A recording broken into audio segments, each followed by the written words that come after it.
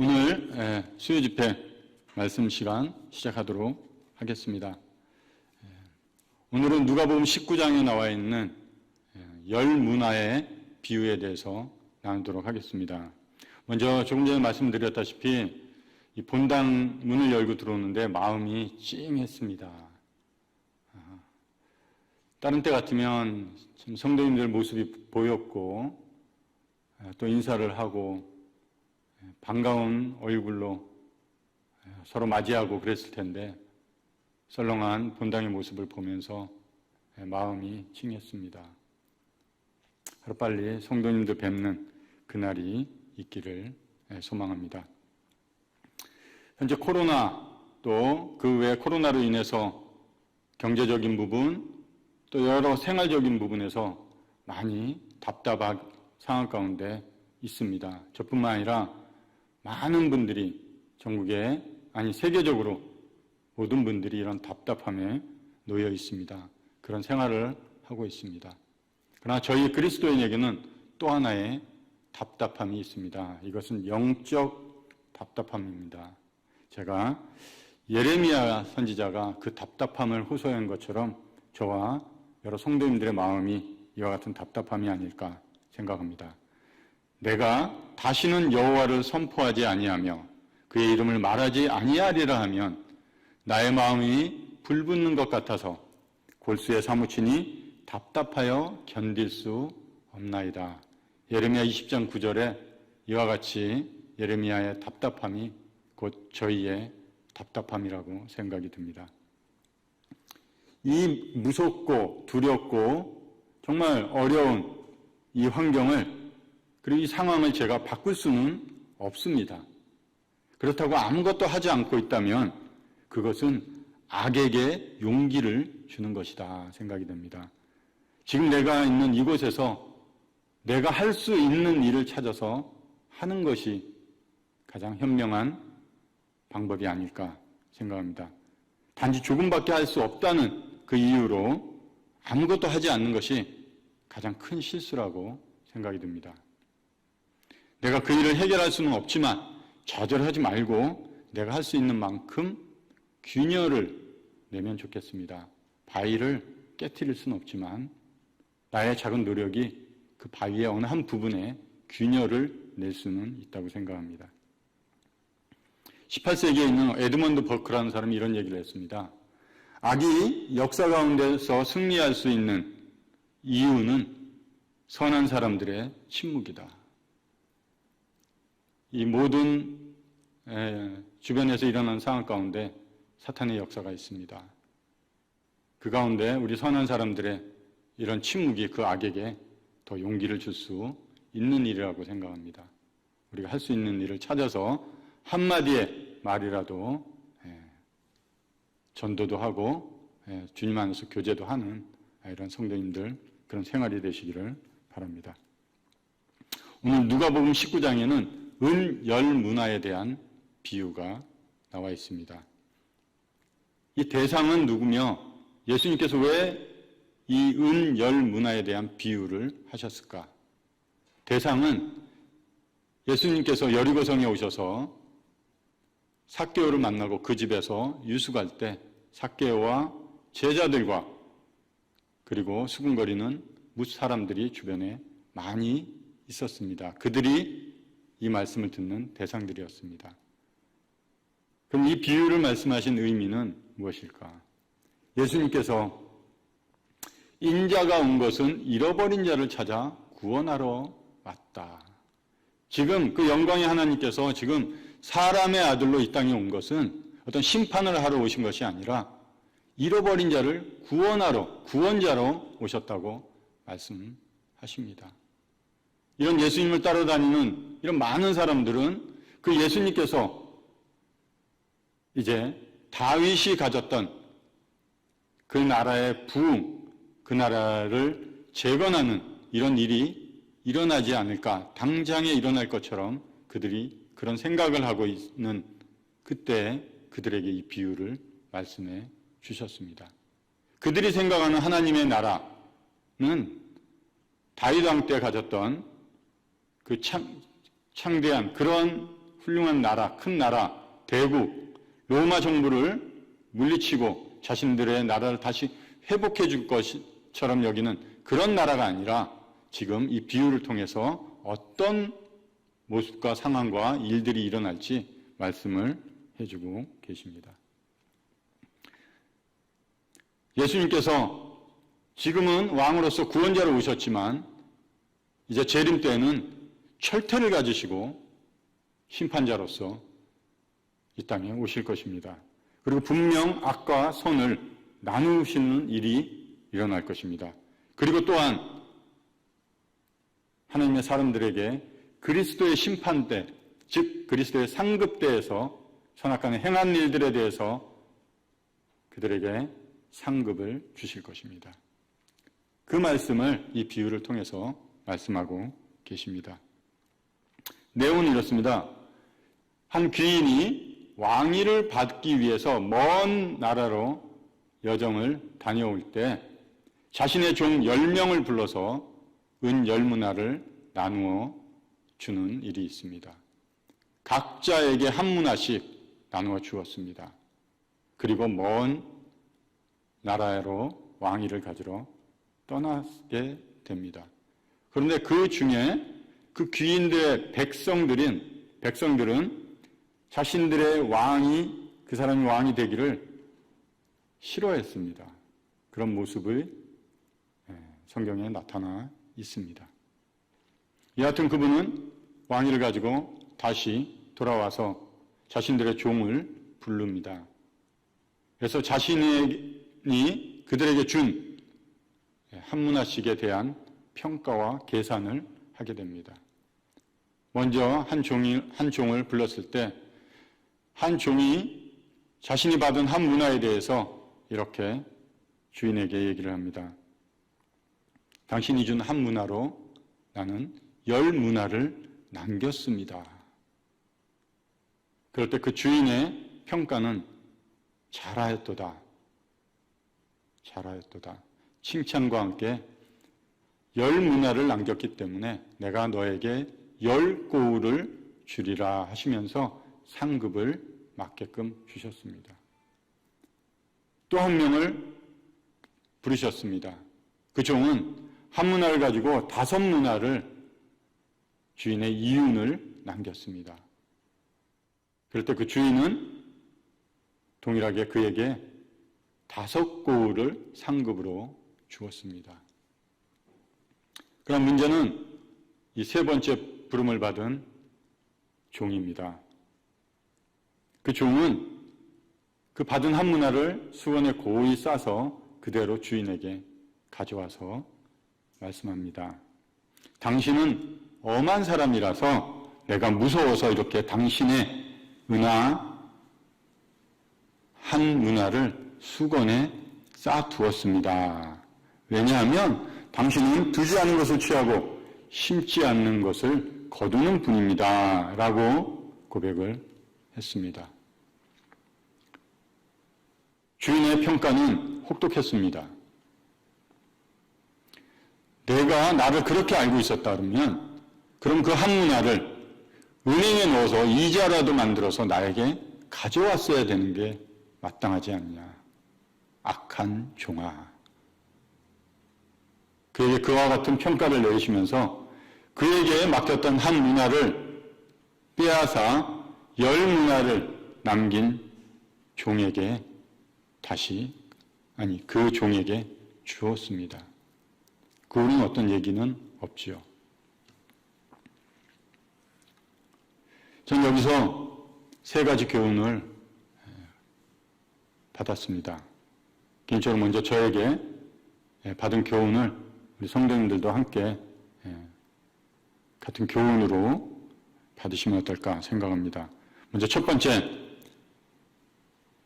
번째와 두 번째 종은 칭찬과 상급을 잘 받았습니다. 크게 문제가 없습니다. 그러나 세 번째 종인 그 종에게 내려진 평가는 혹독했습니다. 혹시 나는 이 10명의 종 중에 어떤 종의 모습으로 주인 앞에 나갈 것인가? 나는 그 주인의 평가를 생각하면서 훗날 주인을 만날 그때를 생각하면서 생활을 하고 있는지 생각해 보게 됐습니다. 그러면서 세 가지 교훈은, 첫 번째는 책임감을 갖자. 두 번째, 기회를 놓치지 말자. 세 번째, 영적 잠에서 깨어나자. 이렇게 세 가지 교훈을 받았습니다. 첫 번째, 책임감을 갖자입니다. 분명 주인은 종들에게 이 한 문화를 가지고 장사를 하라고 명령을 했습니다. 이 장사의 의미는 우리가 생각하는 이런 장사일 수도 있고요. 그 의미를 들어가면 주인을 기쁘게 하는 행위라고 되어 있습니다. 또 연관된 단어는 히브리어로 아바드, 섬기다. 그리스도를 섬기는 자는 하나님을 기쁘시게 하며 사람에게도 칭찬을 받는다. 이런 말씀처럼 섬기는 것입니다. 장사는 그런 의미로 보면 어떨까 생각이 듭니다. 주님께서 저에게 주신 한 문화가 있습니다. 장사하라고 명령을 하셨습니다. 난 그것을 수건에 싸두고 있는지, 아니면 주님의 기쁨을 위해서 이 한 문화를 가지고 주님의 기쁨을 위해서 사용하고 있는지, 아니면 고민하고 있는지, 그것을 어디에 사용하고 어떻게 하면 이윤을 남길지 생활 가운데서 그와 같은 삶을 살고 있는지 생각해 보게 됩니다. 종이라는 단어의 의미를 한번 생각해 봤습니다. 주인, 그리고 그 아래 종. 조선시대 때 저희가 매스컴을 통해서 사극에서 보는 그런 종들의 모습. 성경에서 나오는 이 종의 의미는 슬레이브입니다. 즉 노예입니다. 노예. 저는 존 메가더라는 분이 쓴 책을, 슬레이브라는 책을 여러 번 읽었습니다. 또 어떤 분은 이 종, 노예, 너무 자신을 비참하게 그런 단어를 쓸 필요가 없다 그러지만 너무 쓰는 것이 아니라 성경에서 나와 있는 그 의미 자체입니다. 우리는 노예입니다. 주인의 노예입니다. 그런데 영어 성경에 보니까 서번트라는 단어를 종에 대해서 사용을 하고 있는 것을 읽었습니다. 서번트, 동일하게 종이라는 표현이기도 하고요. 종업원, 하인 이런 표현이기도 합니다.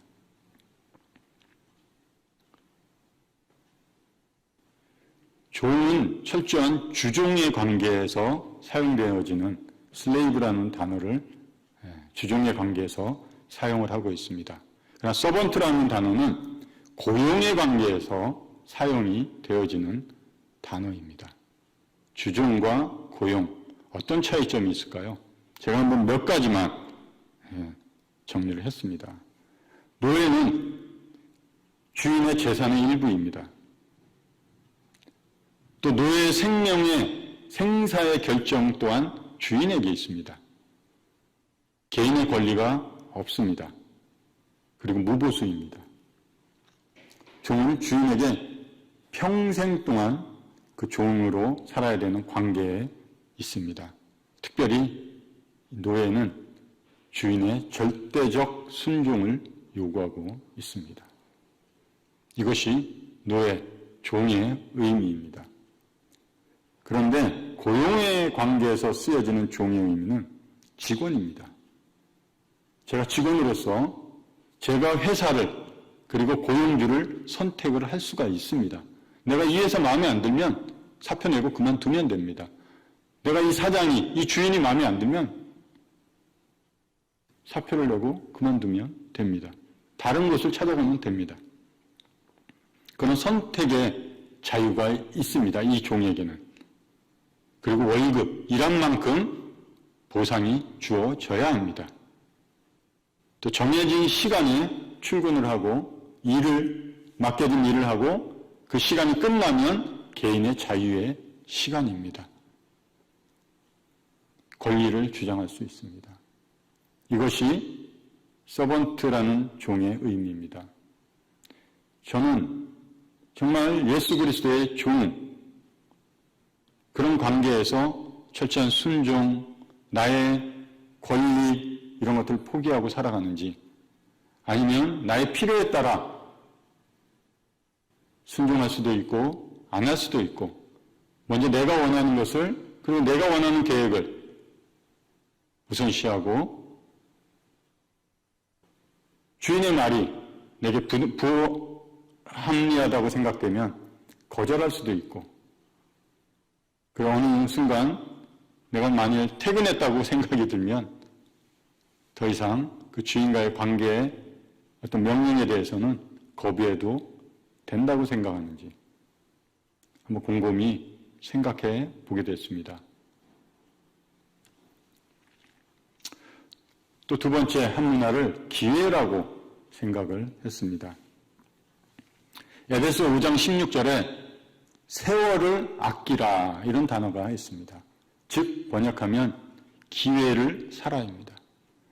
내가 저에게 주어진 시간, 세월, 이 시간을 나를 위해서 내가 원하고 그리고 나에게 필요한 것들을 하기 위한 물질, 마음, 노력, 이 모든 것들을 주인의 기쁨을 위해서 그것을 사는 것입니다. 이 시간을 가지고 이쪽 시간을 사는 것이고, 여기에 투자할 물질로 주인의 기뻐하는 일을 위해서 그 물질을 사용하는 것, 그것이 기회를 사는 것입니다. 만일 그 기회를 계속해서 자신의 유익을 위해서 사용한다면 여기 나와 있듯이 주인은 그 기회를 뺏어서 정말 기회를 잘 사용하는 종에게 다시 글로 주게 될 것입니다. 농부는 열매를 바라고 씨를 뿌립니다. 저희 삶에 주님께서 주신 한 문화를 통해서 주인 되시는 주님께서는 저에게 열매를 거두시려고 준비하고 계십니다. 저희 삶은 성령께서 인도해 가십니다. 갈라디아에서 나와 있듯이 5장 22절에 나와 있듯이 성령의 열매는 사랑과 희락과 화평과 오래 참음과 자비와 양성과 충성과 온유와 절제라고, 이것을 금지할 법이 없다고 성경은 말씀하고 있습니다. 우리 삶에서 그와 같이 성령의 인도하심을 따라서 살아갈 때 주인 대신에 주님께서 기뻐하는 열매들이 우리 삶에 나올 것입니다. 그러면 그 주인은 그 열매를 거두는 기쁨을 누리실 것입니다. 세 번째, 영적인 잠에서 깨어나자. 만약 한 문화가 저에게 맡겨진 파수꾼의 책임이라고 하면 어떻게 생각하시겠습니까? 이사야 21장 6절에 주께서 이르시되 가서 파수꾼을 세우고 그가 보는 것을 보고하게 하되, 파수꾼은 망대에 올라가서 주변에 일어나는 상황들을 살피고 혹시라도 적군이 쳐들어오는지 무슨 일이 있는지 안에 있는 관리들에게 보고를 해야 됩니다. 그래서 그 안에서 그 밖의 상황을, 일어나는 상황에 따라서 조치를 취할 것입니다. 그럼 만일 이 파수꾼이 잠을 자고 있다고 그러면 그때 무슨 일이 일어난다면 어떻게 되겠습니까? 저도 군대를 다녀왔지만 밤에, 새벽에 아니면 늦은 시간에 보초를 나갑니다. 2명씩 나갑니다. 졸릴 때도 있지만 잠을 잘 수가 없습니다. 만약 그 틈을 타서 불순한 자들이 침입한다면 당사자인 저뿐만이 아니라 저희를 믿고 있는 그 안에 수많은 부대원들에게 안 좋은 피해를 입히기 때문에 그렇습니다. 느헤미야 시대 때 성벽을 건축하는 일이 일어났습니다. 느헤미야를 통해서 성벽이 건축되고 성벽이 반쯤 높이를 쌓고, 그리고 그 표현을 성벽이 연결되었다 이렇게 표현되어 있습니다. 많은 사람들이 자기에게 맡겨진 부분을 중수했습니다. 그래서 성벽이 쌓여갔고 끝내는 모든 성벽이 연결이 되었다. 이런 의미를 나타내고 있습니다. 연결되었다. 만일 나에게 맡겨진 성벽의 한 부분, 내가 그것에 대해서 무책임하게 무관심으로 아무 일도 하지 않고 방치했다면 성벽은 연결될 수 없었을 뿐더러 그곳은 틈이 생겼을 것입니다. 그럼 적군들, 불순한 자들은 그 틈을 이용해서 성 안으로 침입을 할 것입니다. 그럼 그 앞에 살고 있는 당사자 본인이 가장 먼저 피해를 입을 것이고, 그리고 그 안에 있는 나머지 성 안의 사람들에게 피해를 주게 되는 것입니다. 영적 잠에서 깨어나십시오. 영적 잠에서 깨어나야 된답니다.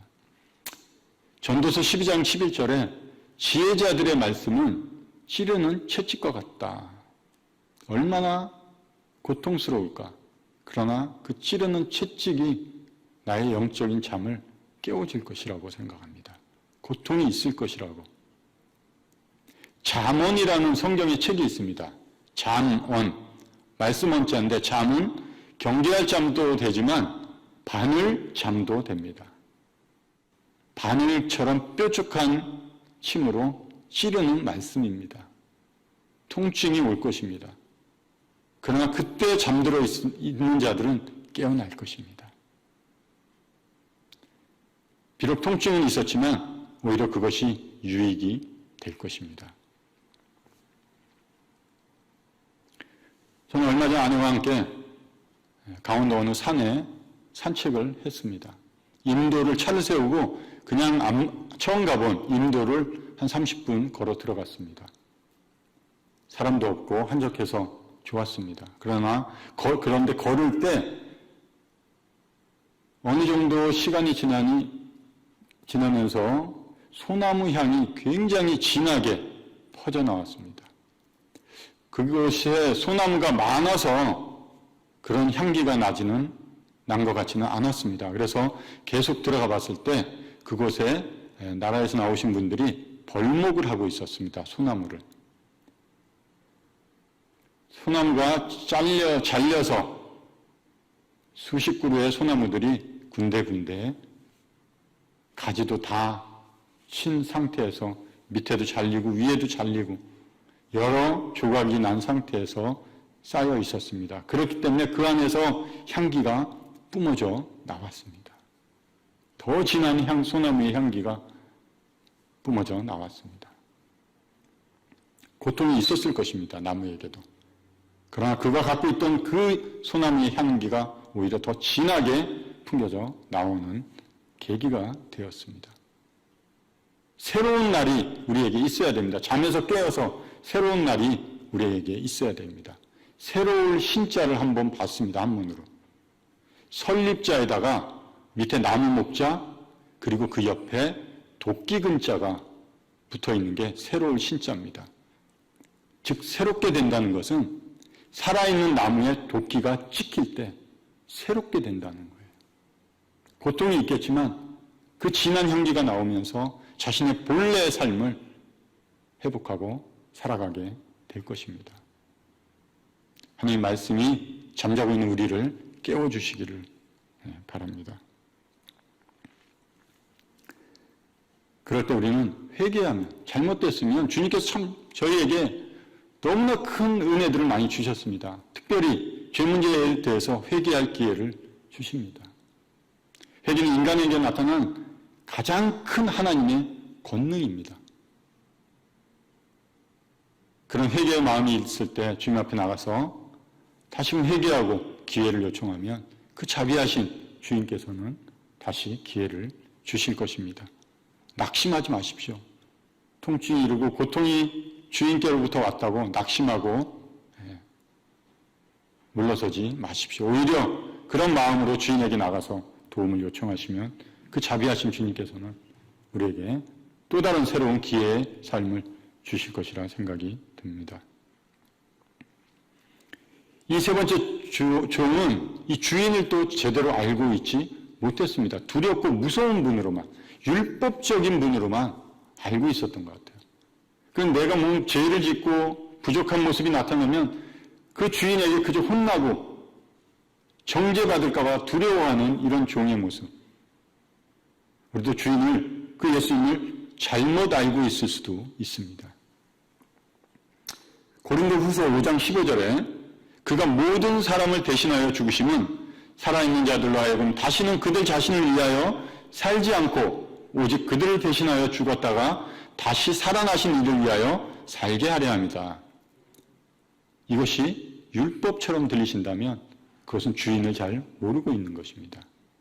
내가 너희를 구원했으니까 너희는 내 말에 철저하게 복종하고 살아야 돼 라고 들리시면 우리는 그 주인을 잘 모르고 있는 것입니다.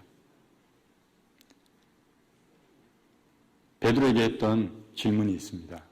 너희는 나를 누구라 하느냐? 그 동일한 질문이 오늘 저희에게 다시 한번 주어질 것입니다. 어떻게 대답하시겠습니까? 여기 악한 백성들이 나옵니다. 그 귀인이 자신들의 왕이 되기를 그들은 원하지 않았습니다. 구원은 예수님의 주인 되심입니다. 주권이 우리에게 회복되는 것입니다. 그럼에도 그들은 그 주인 되심을 거절했습니다. 하나님께서 우리를 필요로 하는 것이 아닙니다. 우리가 하나님을 필요로 하는 존재이기 때문에 우리는 그 하나님 앞에 나아가서 도움을 요청해야 됩니다. 그럴 때 하나님께서 우리를 위해 구원의 길을 보여주십니다.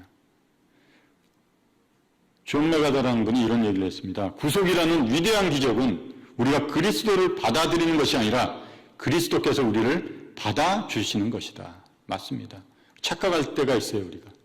잘못된 생각에서 올바른 생각으로 바꾸시기 바랍니다. 우리가 어디서 구원을 받았느냐도 중요하지만 더 중요한 것은 우리를 어디를 향해 구원을 받게 하셨느냐가 더 중요하지 않나 생각이 됩니다. 마음이 하나님 되기를 싫어하는 이런 사람들에 대해서 분명한 예수 그리스도의 심판이 있을 것입니다. 우리는 그런 자들 편에 서지 말아야 합니다. 그런 자들과 가까이 해서는 안 됩니다. 왜? 그날의 심판이 있기 때문에 그렇습니다. 결론의 말씀을 정리하면서 말씀드리겠습니다. 심을 때가 있으면 거둘 때도 있습니다. 우리는 그리스도의 심판대에서, 즉 상급대에서 선악간에 행한 것에 따라서 상급을 받게 될 것입니다. 그렇기 때문에 종은 자신이 한 일에 대한 주인의 평가를 어떻게 받을 것인가 늘 염두에 두고 살아가는 것이 종의 삶의 모습입니다. 주님의 평가는 우리가 이 땅에서 얼만큼 많이 거두어 드렸느냐가 아니라 우리가 주님의 이름으로 이 땅에서 얼만큼 많이 뿌렸느냐에 따라서 주님의 평가가 달라질 것입니다. 이것은 우리의 삶에 주어진 특권입니다. 이렇게 살 수 있는 것은 아무나 할 수 있는 것이 아닙니다.